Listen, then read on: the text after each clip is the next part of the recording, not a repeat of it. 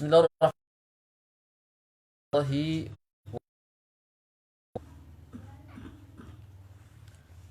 Bagaimana caranya menjadi seorang peruqyah? Peruqyah sangat mudah. Dasar 5 cara dasar yang harus dipenuhi untuk menjadi seorang peruqyah. Saya akan bagikan cara tersebut. Yang pertama ialah ikhlas. Yang pertama, kalau kita ingin menjadi seorang peruqyah, maka tahap dasar, dan ini merupakan tahapan fundamental, tahapan dasar, tahapan fundamental yang harus dimiliki oleh seorang praktisi ruqyah, yaitu harus ikhlas, niat ikhlas karena Allah Subhanahu wa taala. Pada saat kita meruqyah orang, pada saat kita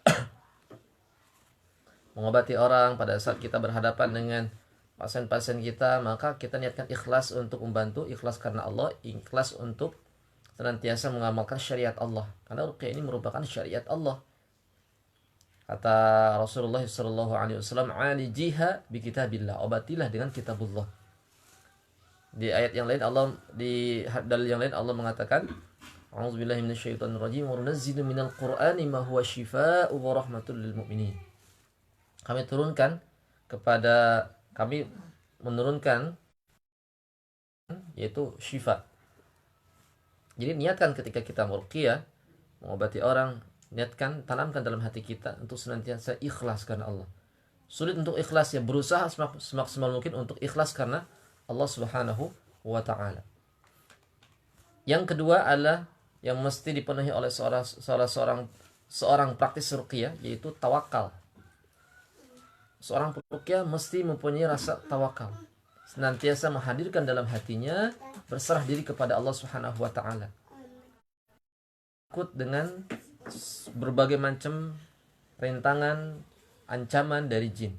Dia tidak takut, dia tidak bimbang, gelisah, dia tidak merasa gitu ya.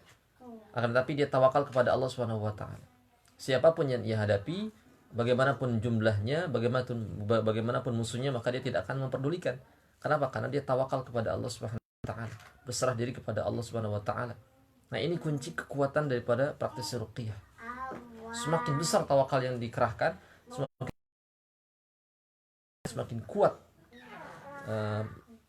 si praktisi ruqyah tersebut. Kenapa? Karena secara tidak langsung sebenarnya Allah sudah memberikan benteng. Ketika kita tawakal, Allah akan memberikan benteng kokoh.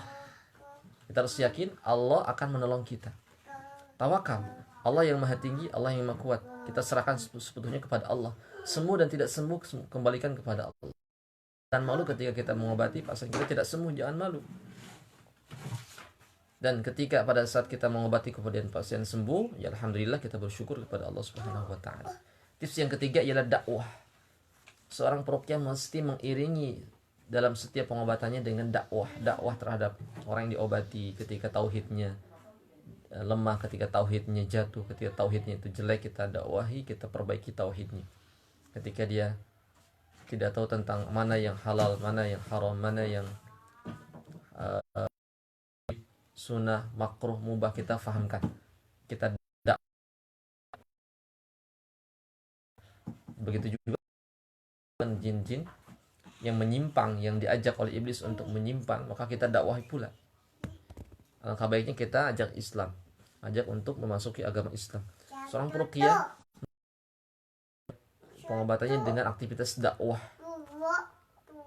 Yang keempat, seorang praktisi ruqyah, kalau kita ingin menjadi seorang praktisi ruqyah, itu mesti mempunyai guru. Mesti mempunyai guru. Barang siapa yang belajar tanpa ada guru, maka gurunya syaitan. Harus mempunyai guru. Alhamdulillah, saya akan memberikan ruqyah, bagaimana mengatasi orang-orang yang terkena gangguan jin, gangguan sihir, guna-guna, teluh tenung, kemudian mengatasi atau menetralisir daripada tempat-tempat usaha rumah orang yang stres, depresi, gangguan jiwa, kita ruqyah. Nah, insyaallah saya akan bagikan, walaupun dengan menggunakan media sosial, insyaallah. Yang penting di situ ada arahan, ada bimbingan seorang mentor, ada bimbingan seorang guru. Jadi jangan lepas dari arahan seorang mentor, guru yang cerahan. Jangan pernah belajar pada Google ya. Karena Google itu bukan ulama. Karena Google itu bukan ustaz. Google itu cuman teknologi yang dituangkan orang-orang. Kita tidak tahu siapa yang informasi apa yang tertuang dalam Google tadi siapa, kemudian sumbernya dari mana tidak tahu. Tapi kalau kita punya guru, maka guru tadi akan ketika salah maka dia yang akan meluruskan. Adalah action. Ketika kita sudah ikhlas, berusaha untuk ikhlas, kita berusaha, kemudian kita punya guru, jangan tunggu lama-lama, action. Beranikan, yakin kita ketika meruqyah. Jangan takut, hanya takut kepada Allah Subhanahu wa taala.